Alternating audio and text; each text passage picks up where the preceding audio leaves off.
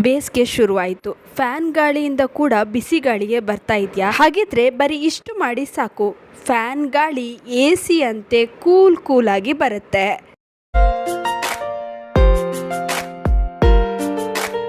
ನಮಸ್ತೆ, ವಿಭಿನ್ನ ಸಲಹೆಗಳು ಚಾನಲ್ಗೆ ಸ್ವಾಗತ. ಬೇಸಿಗೆ ಅಂತೂ ಶುರುವಾಯಿತು, ಇನ್ನಂತೂ ಶೆಕೆ. ಎಷ್ಟೇ ಫ್ಯಾನ್ ಹಾಕಿ ಶೆಕೆ ಕಡಿಮೆ ಆಗೋದಿಲ್ಲ, ರಾತ್ರಿ ಮಲಗೋದಕ್ಕೂ ಆಗೋದಿಲ್ಲ. ಫ್ಯಾನ್ ಗಾಳಿ ಕೂಡ ಬಿಸಿಯಾಗಿಯೇ ಬರುತ್ತೆ. AC ಇದ್ದರೆ ಪರವಾಗಿಲ್ಲ, ಇಲ್ಲ ಅನ್ನೋರು ಏನು ಮಾಡೋದು?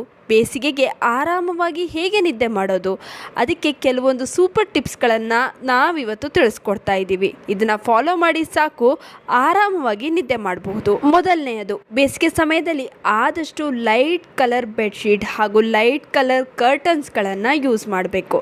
ಅದರಲ್ಲೂ ಬ್ಲ್ಯಾಕ್ ಕಲರ್ ಬಟ್ಟೆಗಳನ್ನು ಅವಾಯ್ಡ್ ಮಾಡಿ.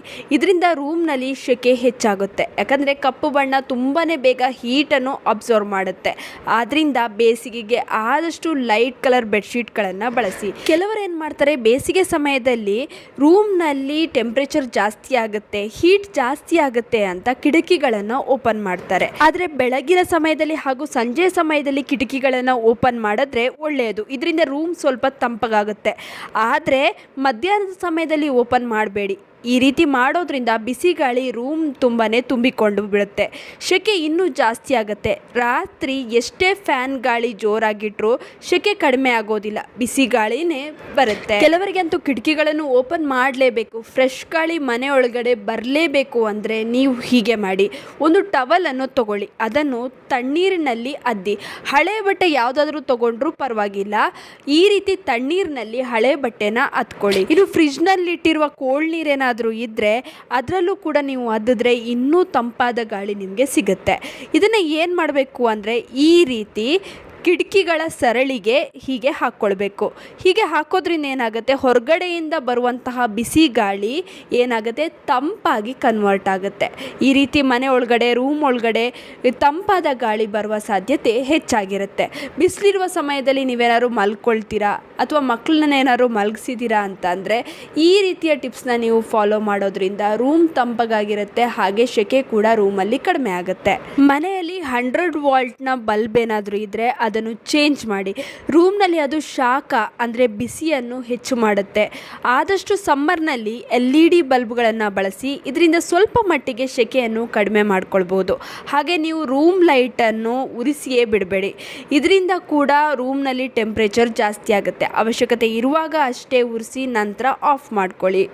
ಇನ್ನು ಫ್ಯಾನ್ ಗಾಳಿ ಎಷ್ಟೇ ಜೋರಾಗಿ ಹಾಕಿದ್ರೂ ಶೆಕೆ ತಪ್ಪಿದ್ದಲ್ಲ. ಹಾಗಿದ್ರೆ ಏನು ಮಾಡಬಹುದು? ಫ್ಯಾನನ್ನು AC ಮಾಡಿ. ಹೇಗೆ ಸಾಧ್ಯ ಅಂತ ಯೋಚನೆ ಮಾಡ್ತಾ ಇದ್ದೀರಾ?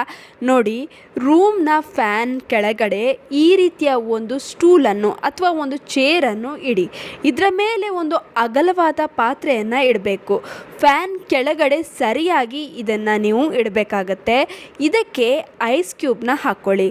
ನಂತರ ಇದಕ್ಕೆ ನೀರನ್ನು ಹಾಕಿ, ಆಮೇಲೆ ಫ್ಯಾನ್ನ ಆನ್ ಮಾಡ್ಕೊಳ್ಳಿ.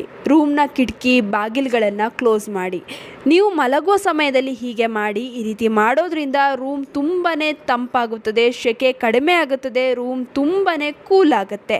ಯಾವುದೇ ಖರ್ಚಿಲ್ಲದೆ ರೂಮನ್ನು AC ಹಾಕಿದ ರೂಮ್ನಂತೆ ಕೂಲ್ ಮಾಡಬಹುದು. ಈ ರೀತಿಯ ಕೆಲವು ಸಿಂಪಲ್ ಆಗಿರುವ ಟಿಪ್ಸ್ಗಳನ್ನು ಫಾಲೋ ಮಾಡೋದ್ರಿಂದ ಬೇಸಿಗೆಯ ಶೆಕೆಯನ್ನು ನಾವು ಕಡಿಮೆ ಮಾಡ್ಬೋದು, ಆರಾಮವಾಗಿ ನಿದ್ದೆ ಮಾಡ್ಬೋದು.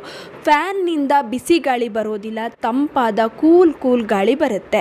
ಇದರಿಂದ ನಿದ್ದೆ ಕೂಡ ಚೆನ್ನಾಗಿ ಬರುತ್ತೆ, ಹಾಗೆಯೇ ಶೆಕೆ ಕೂಡ ಕಡಿಮೆ ಆಗುತ್ತೆ.